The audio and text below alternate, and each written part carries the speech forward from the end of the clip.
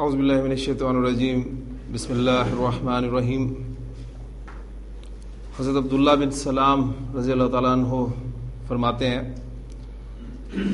کہ سمعت رسول اللہ صلی اللہ علیہ وسلم یقول، میں نے اللہ کے رسول صلی اللہ علیہ وسلم کو یہ فرماتے ہوئے سنا، یا ایھا الناس، اے لوگو، افشوا السلام، سلام کو پھیلاؤ، وَأَطْعِمُوا الطَّعَامَ، اور کھانا کھلاؤ، وَصِلُوا الْأَرْحَامَ، اور صلہ رحمی کرو، وَصَلُّوا وَالنَّاسُ نِیَامٌ، اور نماز پڑھو اس وقت جب دوسرے لوگ سوئے ہوئے ہوں، تدخلوا الجنۃ بالسلام، اگر تم ایسا کرو گے تو جنت میں سلامتی کے ساتھ داخل ہو جاؤ گے۔ اللہ تعالیٰ سے دعا ہے کہ اللہ تعالیٰ ہمیں عمل کرنے کی توفیق عطا فرمائے۔ خلق، اس نے پیدا کیا،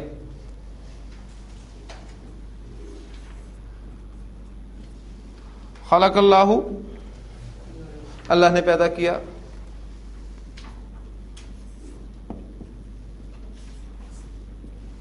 خلق اللہ الناس، اللہ نے تمام انسانوں کو پیدا کیا، اور وہ تمام کا مفہوم الناس، الف لام جو ہے وہ ادا کر رہا ہے۔ ٹھیک، یہ تو آپ کا وہ فعل تھا جس میں آپ کہہ لیں کہ ایک مفعول آپ کا استعمال ہو گیا۔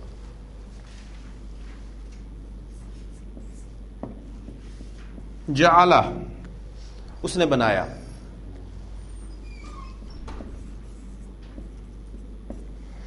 جعل اللہ، اللہ نے بنایا،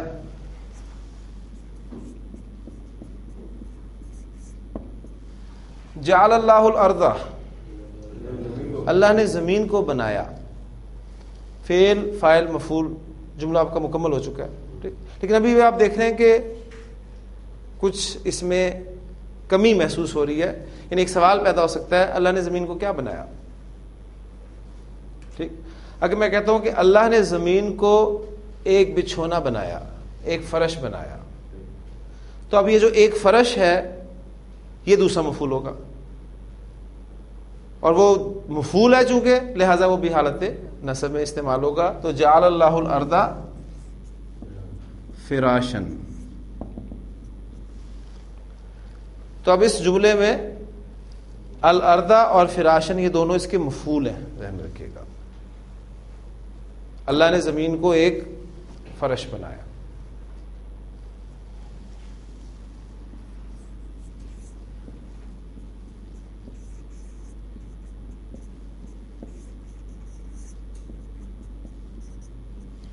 جعل اللہ السماء، اللہ نے آسمان کو بنایا، کیا؟ بناءً، ایک چھت، اللہ نے آسمان کو ایک چھت بنایا۔ اچھا، یہاں ایک پوائنٹ پچھلا ذہن میں تازہ کریں، فراشن آپ دیکھ رہے ہیں کہ میں نے الف کے ساتھ لکھا ہے، اور بناءً کو میں نے الف کے بغیر لکھا ہے۔ ہاں جی، کون سا پوائنٹ ہے یہاں پر؟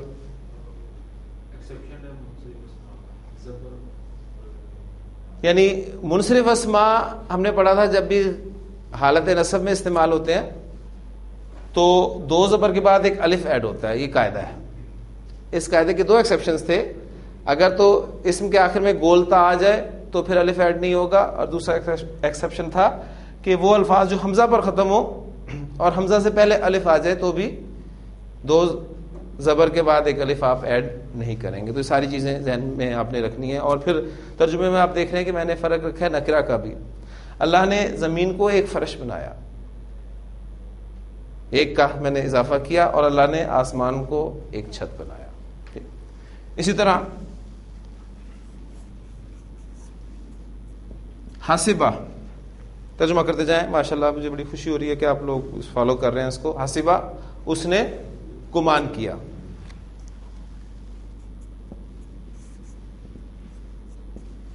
حاسبہ زیدن، زید نے گمان کیا، رفع میں آ گیا تو فاعل ہو گیا آپ کا، وہ ظاہر ہو گیا، پہلے وہ ضمیر کی صورت میں تھا، اب یہاں پر ظاہر ہو گیا حسب زید، زید نے گمان کیا.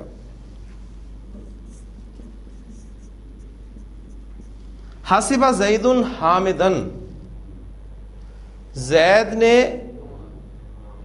حامد کو گمان کیا. سمپل جو ہمارے پاس اردو میں فاعل اور مفعول کو رکھنے کا فارمولا ہے، نے فاعل کے ساتھ اور کو مفعول کے ساتھ. تو زید نے گمان کیا حامد کو. ابھی بھی دیکھیں اس میں کمی ہے. سوال پیدا ہوتا ہے کیا گمان کیا؟ تو آپ کہیں گے عالمن، ایک عالم. اب یہ بات مکمل ہوگی. حسب زید حامدن عالمن، زید نے حامد کو ایک عالم گمان کیا. تو یہاں پر حامدن اور عالمن یہ دو اس کے مفعول ہو گئے. تو ایک پوائنٹ ہم نے آج مزید پڑھا کہ کچھ افعال ایسے ہوتے ہیں جنہیں ایک سے زائد مفعول کی ضرورت ہوتی ہے. ٹھیک، اور مفعول چونکہ حالت نصب میں ہوتا ہے لہذا اسے آپ کو پہچاننے میں کوئی مشکل پیش نہیں آئے گی. جملہ فعلیہ کے 3 اجزاء ہم پڑھ چکے ہیں، فعل، فاعل، مفعول. آج ہم جملہ فعلیہ کا ایک چوتھا جز پڑھنے لگے ہیں. ٹھیک ہے، وہ چوتھا جز کیا ہے؟ اردو میں ایگزامپل رکھتا ہوں پھر اس کی عربی کرتے ہیں.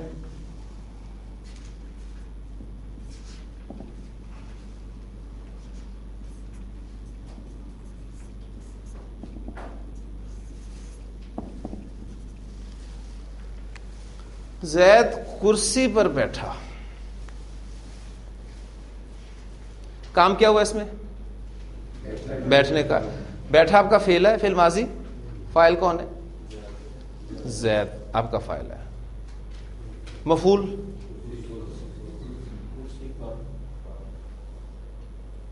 اب دیکھیں یہاں وہ پوائنٹ آپ نے اپنے ذہن میں ہے، بڑا ٹیڑھا سا پوائنٹ، لیکن یہ آپ نے اس کو کلیئر کرنا ہے.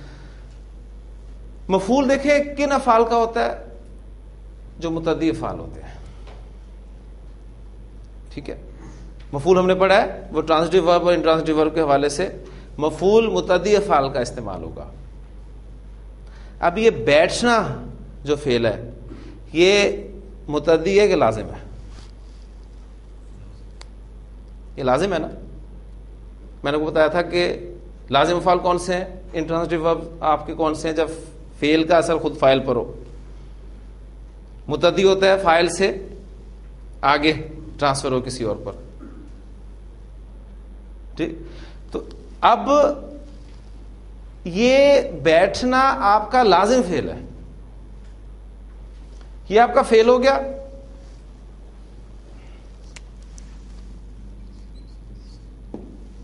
زید آپ کا فاعل ہو گیا. اب اس جملے میں مفعول نہیں ہے کیونکہ لازم فعل ہے، لازم فعل کا مفعول نہیں ہوگا. لیکن یہ کرسی پر، اب یہ ایک اور جزو آ گیا ہے ہمارا جملہ فعلیہ میں. اس جزو کو ہم کہیں گے متعلق فعل. آپ کو یاد ہوگا جب جملہ اسمی ہم نے پڑھا تھا تو ہم نے مبتدا خبر اور پھر متعلق خبر ایک ایڈ کیا تھا. تو یہ اب چوتھا جز جملہ فعلیہ میں ایڈ ہو رہا ہے، متعلق فعل.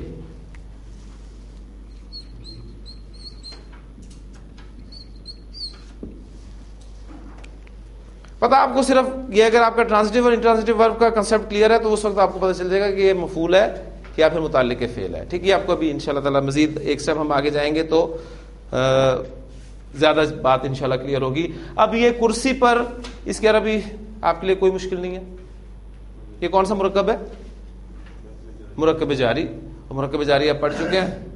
ٹھیک، تو مرکب جاری کو بھی ہم نے یہاں پر بھی جاری رکھنا ہے. ہاں جی، عربی اس کی بنائیں بیٹھنے کے لیے کیا لفظ استعمال ہوتا ہے؟ جلسہ، وہ بیٹھا. اب وہ کو ظاہر کر دیا تو ہمارا زیادہ آ گیا. جلسہ زیدن، زید بیٹھا. اب مفعول نہیں ہے، کرسی پر یہ ہمارا متعلق فعل ہے تو ہمیں اب چوتھا کلر یوز کرنا پڑے گا، علی الکرسی.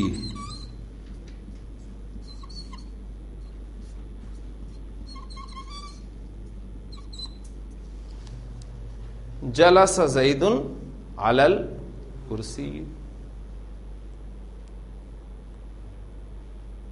کلیئر ہو گیا جی؟ ایک جملہ اور لکھتا ہوں.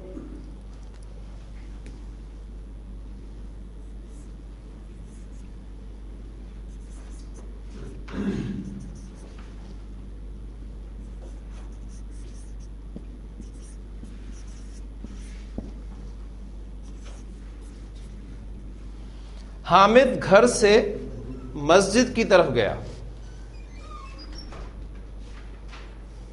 جی فعل کیا اس میں؟ گیا. گیا آپ کا فعل ہے، یہ آپ کا فعل ہو گیا. فاعل کون ہے؟ حامد. اب یہ گھر سے مسجد تک، اب یہ مفعول نہیں ہے. گیا آپ کو بتا رہا ہے یہ جانا ایک لازم فعل ہے، ٹھیک ہے. اب یہ گھر سے مسجد تک، یہ آپ کا کیا کہلائے گا؟ یہ آپ کا متعلق فعل کہلائے گا.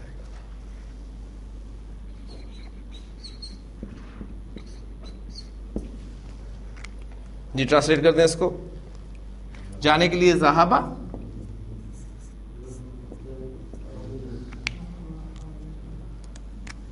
حامدن. گھر سے کی عربی آپ کو آتی ہے؟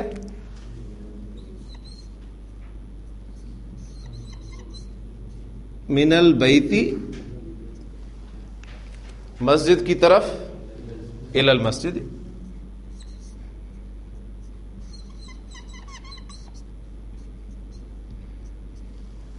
ذهب حامد من البیت الی المسجد. تو آپ دیکھیں انشاءاللہ تعالی جب عربی آپ کے سامنے لکھی ہوگی تو تھوڑا سا آپ غور کریں گے تو ٹرانسلیشن کوئی مشکل نہیں ہے آپ کے لیے. ذهب وہ گیا، ذهب حامد اب اپنے کا اچھا وہ جو تھا وہ ظاہر ہو گیا کیونکہ رفع میں آ گیا تو حامد گیا. من البیتی گھر سے، الی المسجد مسجد کی طرف. اب آپ کے ذہن میں شاید سوال یہ پیدا ہو رہا ہو کہ یہ متعلق فعل شاید صرف لازم افعال کے ساتھ استعمال ہوتا ہے. ایسا نہیں ہے، متعدی افعال میں بھی آپ کا متعلق فعل استعمال ہو سکتا ہے. مثلا ایک ایگزامپل دیتا ہوں آپ کو.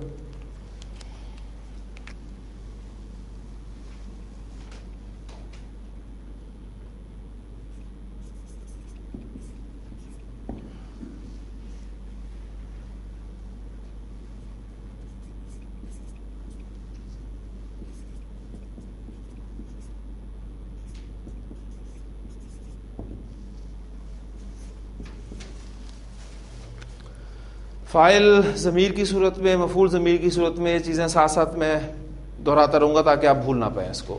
انہوں نے اس کو کوڑے کے ساتھ مارا. ٹھیک، اب اس میں فعل کیا ہے؟ مارا. فاعل کون ہے؟ کی صورت میں ہے فاعل؟ ضمیر کی صورت میں. تو فوری طور پہ پوائنٹ آپ کے ذہن میں آئے گا کہ گردان چلے گی. مفعول ہے، مارنا ظاہر بات ہے ایک متعدی فعل ہے، نہ بھی ہوتا تو فعل متعدی ہی رہنا تھا، لیکن یہاں پر موجود بھی ہے اور وہ کیا ہے؟ اس کو. ٹھیک، تو آپ کا مفعول اور مفعول کی صورت میں وہ بھی ضمیر کی صورت میں ہے. تو فاعل اور مفعول دونوں آپ کے ضمیر کی صورت میں ہے. فعل، فاعل، مفعول، تین اجزاء مکمل ہو گئے. اب یہ کوڑے کے ساتھ یہ کیا ہے؟ یہ آپ کا متعلق فعل ہے.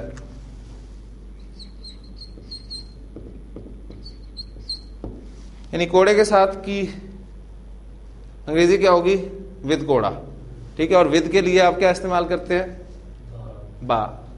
ہم نے حروف جارہ میں بنیادی پہلا حرف جو پڑھا تھا وہ با پڑھا تھا نا، کہ با جو ہے وہ ساتھ، یعنی انگریزی کا جو ود ہے ان معنی میں استعمال ہوتا ہے. اب سب چیزیں آپ کے سامنے آ گئی ہیں، اس کو ٹرانسلیٹ کر دیں. میں نہیں سمجھتا کوئی مشکل ہوگا. جی